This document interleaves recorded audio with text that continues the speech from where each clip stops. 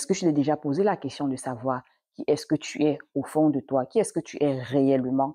Et comment est-ce que ton identité influence ta gestion financière?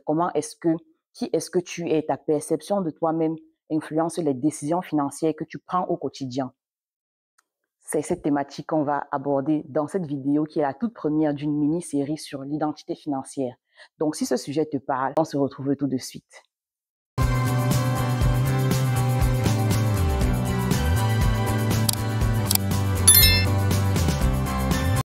Hello, hello, bonsoir les royautés, j'espère que vous vous portez bien. Moi, je me porte très, très bien et je suis heureuse de vous retrouver dans cette nouvelle vidéo sur Inspired Finance. Alors, ici, on parle de finances, on parle de foi dans une atmosphère détendue et de bonnes vibes. Donc, si tu es nouveau sur la chaîne, je m'appelle Sandra, généralement, je me fais appeler Sandy. N'hésite pas à t'abonner, à activer la cloche de notification pour ne rien rater. Donc, comme je le disais tout à l'heure, on va commencer avec cet épisode qui est le premier d'une mini-série qui va porter sur la thématique de l'identité financière. Parce que je crois véritablement que la compréhension de qui nous sommes véritablement à l'intérieur et l'amélioration de notre perception de nous-mêmes va permettre d'améliorer drastiquement la gestion de nos finances avant même de commencer à parler outils, moyens. Ça, c'est vraiment la base. Donc, je pense que cette vidéo, au-delà de l'aspect financier, va également te permettre d'aller dans un chemin en fait vers la découverte de qui tu es véritablement et ce ne sera que bénéfique pour toi. Alors, avant de parler d'identité financière, on va d'abord parler d'identité pour pouvoir poser les bases. Donc, qu'est-ce que l'identité? L'identité, c'est l'ensemble des éléments qui définissent qui tu es, à tes propres yeux, aux yeux des autres et aux yeux de ton créateur. Donc, en fait, l'identité, c'est la racine invisible qui influence toutes les décisions visibles que tu peux prendre au quotidien. L'identité, vraiment, c'est ce qui détermine chaque être humain. L'identité, c'est ce qui le caractérise.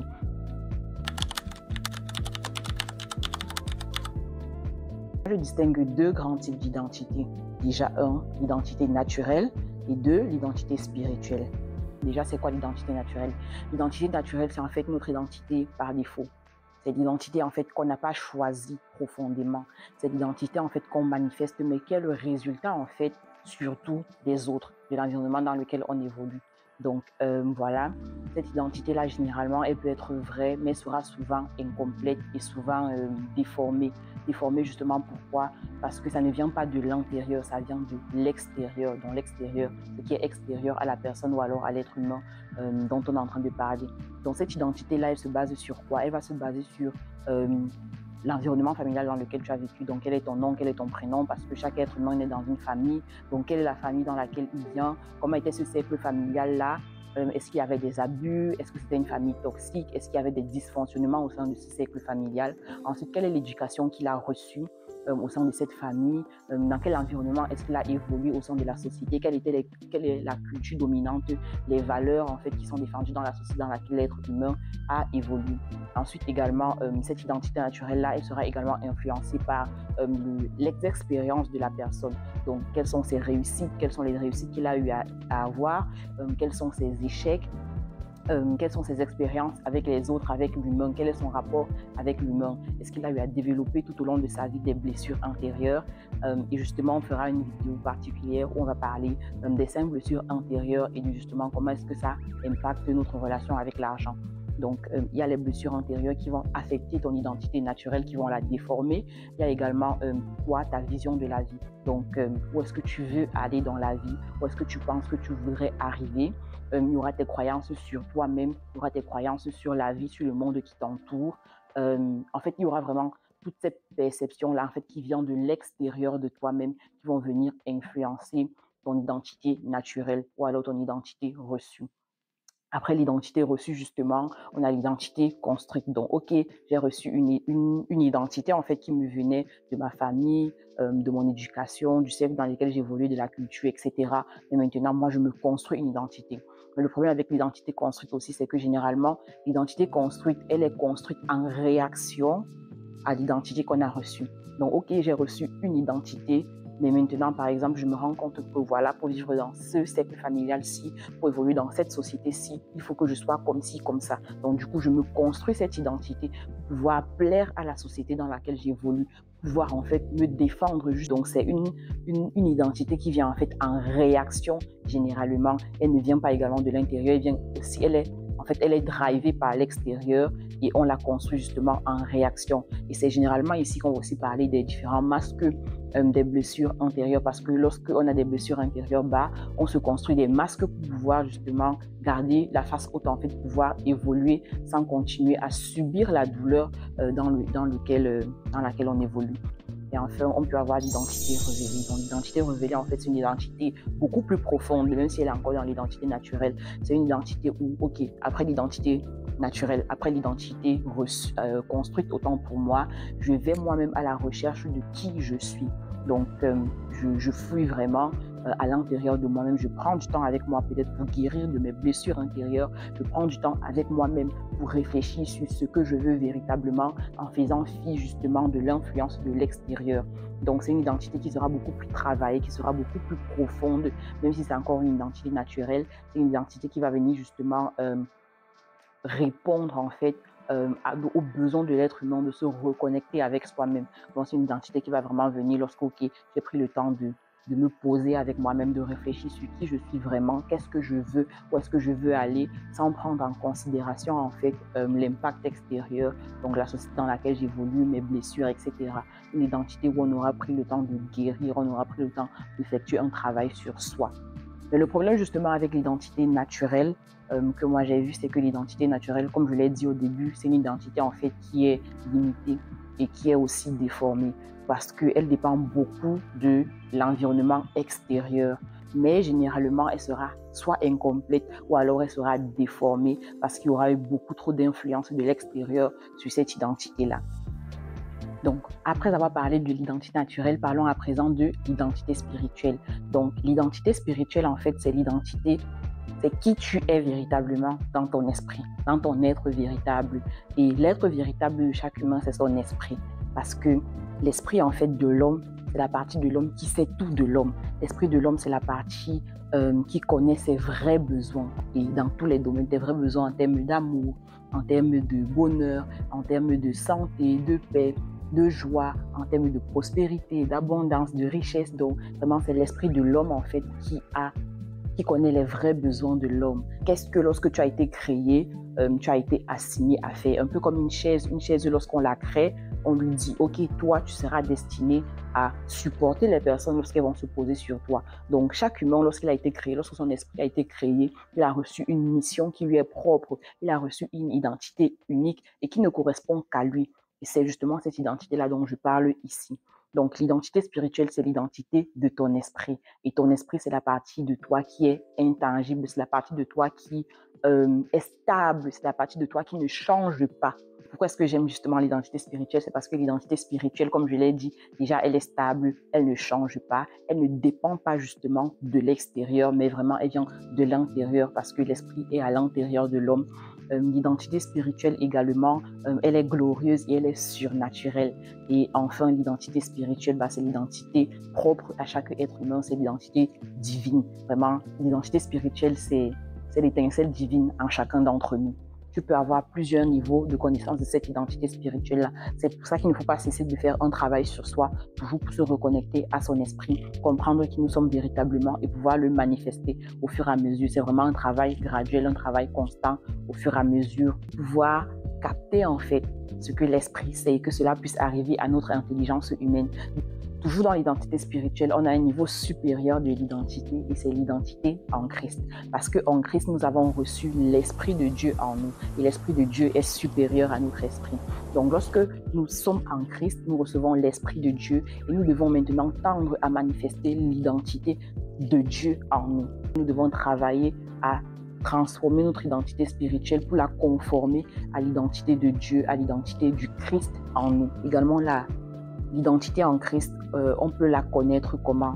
On peut la connaître par la méditation de la parole parce que c'est vraiment ce que Dieu a dit de nous, ce qu'il a déclaré sur nous et c'est compris dans sa parole. Ensuite, l'identité en Christ est également basée sur notre connaissance de Dieu. Et Dieu, lui, il ne change pas. Dieu, lui, est stable. Il demeure le même hier, aujourd'hui et éternellement. Donc, lorsque nous appuyons sur notre identité en Christ, nous savons que notre identité, elle également, ne va pas changer en fait. Elle ne pourra pas changer. Elle sera vraiment fondée sur le roc.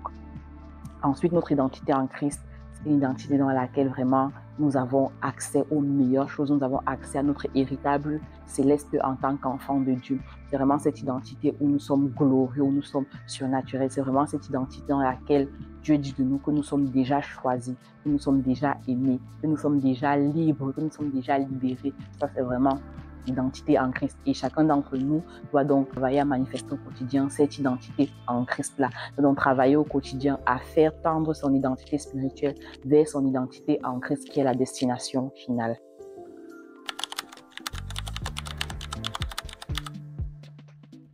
Maintenant que nous avons posé les bases de l'identité, nous pouvons parler d'identité financière. Donc, qu'est-ce que l'identité financière? L'identité financière, c'est vraiment comment est-ce que tu penses par rapport à l'argent et pourquoi. L'identité financière, c'est vraiment l'ensemble des éléments qui te permettent de comprendre ton rapport et ton fonctionnement par rapport à l'argent. Pourquoi est-ce que tu prends les décisions financières que tu prends au quotidien? C'est vraiment comment est-ce que tu te perçois, comment est-ce que tu te positionnes dans ton rapport avec l'argent et dans ton fonctionnement par rapport à l'argent. Donc, ton identité financière, c'est vraiment l'ensemble formé de ton rapport à l'argent. Est-ce que tu es plutôt serein ou est-ce que tu es plutôt anxieux financièrement? C'est l'ensemble formé de tes habitudes financières, donc sur le plan de l'épargne, de la dette, de la consommation, des dépenses, de l'investissement, de la création de richesse. Comment est-ce que tu penses? Comment est-ce que tu te positionnes? Quelles sont tes habitudes? Ton identité financière, c'est également comment est-ce que tu te positionnes, comment est-ce que tu fonctionnes par rapport à la gestion, la multiplication, la création des différentes ressources que tu as à ta disposition. L'identité financière, c'est également dans le système économique mondial dans lequel on est, comment est-ce que toi tu te positionnes, quelle est ta pensée, quelle est ta vision. Est-ce que tu penses que tu es juste une victime du système, donc ce n'est pas possible d'y échapper, ou alors est-ce que tu penses que c'est possible d'être riche, d'être prospère, de se développer financièrement dans le système économique actuel? Donc, c'est ça ton identité financière. Et tout comme l'identité financière, en fait, elle se construit, elle se base sur un ensemble de choses. Ton identité financière se base sur ton identité, tout simplement. C'est pour ça qu'on a parlé précédemment de l'identité. Et donc, lorsque ton identité financière, elle est adossée sur ton identité naturelle, à ce moment-là, ton identité financière, elle sera déréglée.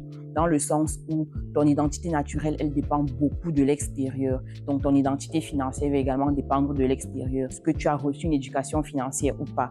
Qu'est-ce qu'il y avait dans ton éducation financière? Quelles sont les croyances, les limitations, les pensées que toi, tu as reçues depuis ton enfance par rapport à l'argent? Dans ta cellule familiale, qu'est-ce qu'on pensait par rapport à l'argent? Qu'est-ce qu'on ne cessait de te répéter?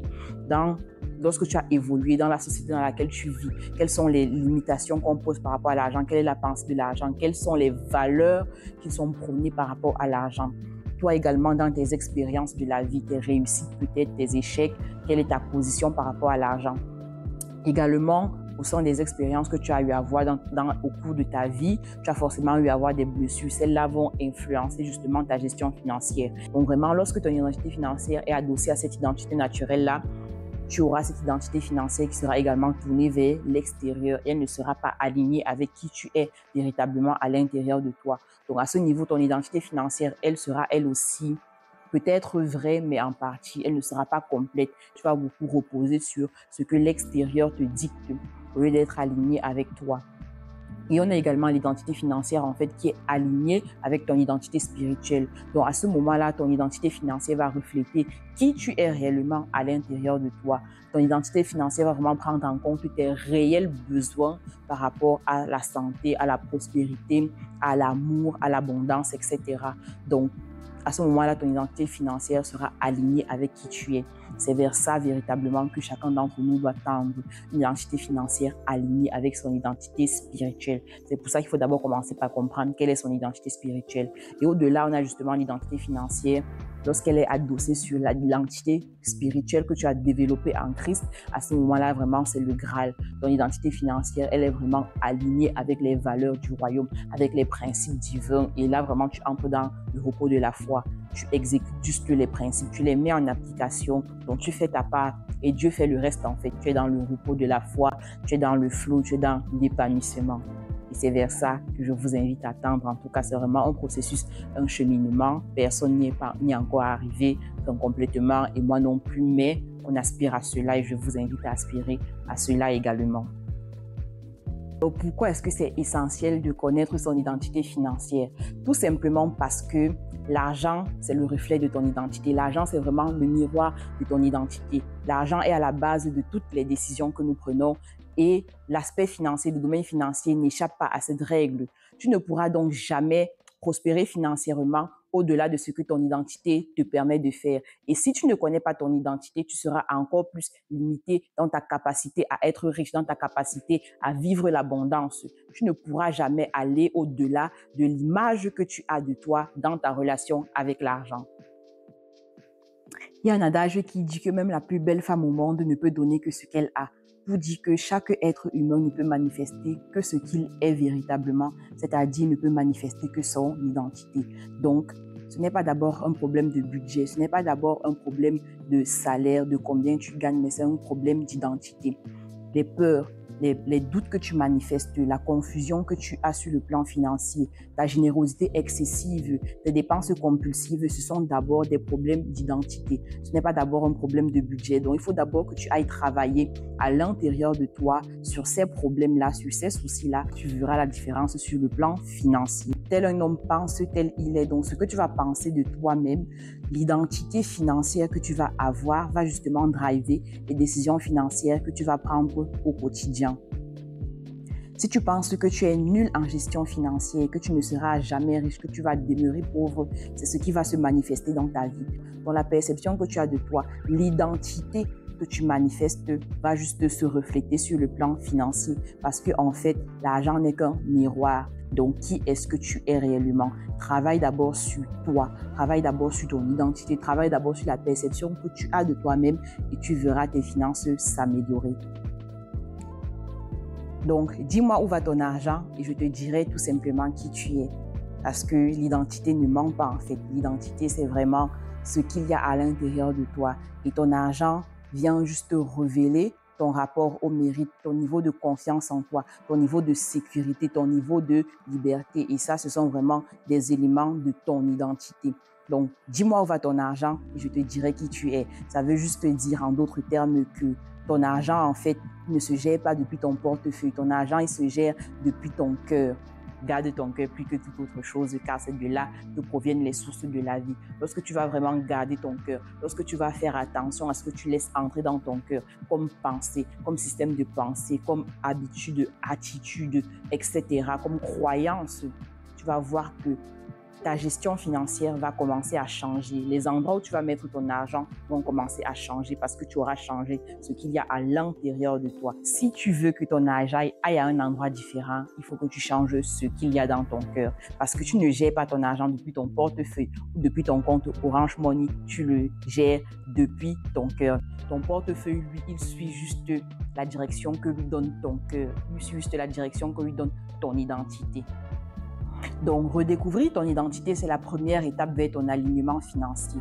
Ce n'est pas le fruit du hasard, mais c'est vraiment un processus intentionnel. Tu dois prendre le temps de te poser avec toi-même, de réfléchir à ce qu'on s'est dit durant cette vidéo, ton identité reçue, ton identité construite et ton identité spirituelle et travailler activement à manifester cette identité spirituelle. Et alors là, tu verras tes finances se transformer avec le temps. Parce que oui, tu manifestes d'abord ce qui est à l'intérieur de toi. Donc, lorsque tu vas travailler à l'intérieur de toi, tu verras le changement se faire à l'extérieur. Parce que comme je le dis d'habitude, la véritable richesse commence d'abord à l'intérieur avec ton identité, avec ton système de pensée pour se manifester à l'extérieur. Arrête donc de chercher à contrôler d'abord tes finances, mais commence plutôt par travailler à l'intérieur de toi. Qui est-ce que tu es? Quelle est la perception que tu as de toi? Est-ce que tu as conscience de ta véritable identité? Et seulement après ça, tu pourras rechercher les méthodes, les moyens et les différents outils à ta disposition pour pouvoir améliorer ta gestion financière et avancer sereinement sur le chemin de la prospérité et de l'abondance. Merci beaucoup si tu es arrivé jusqu'à ce niveau. J'ai terminé pour cette première vidéo. N'oublie pas que c'était le premier épisode d'une mini-série sur l'identité financière. Donc, il y aura d'autres vidéos qui vont arriver sur la même thématique. Donc, n'hésite pas s'il y a d'autres thématiques par rapport à l'identité financière que tu voudrais qu'on aborde. Dis-le en commentaire et tu es une royauté. D'ici là, reste inspiré.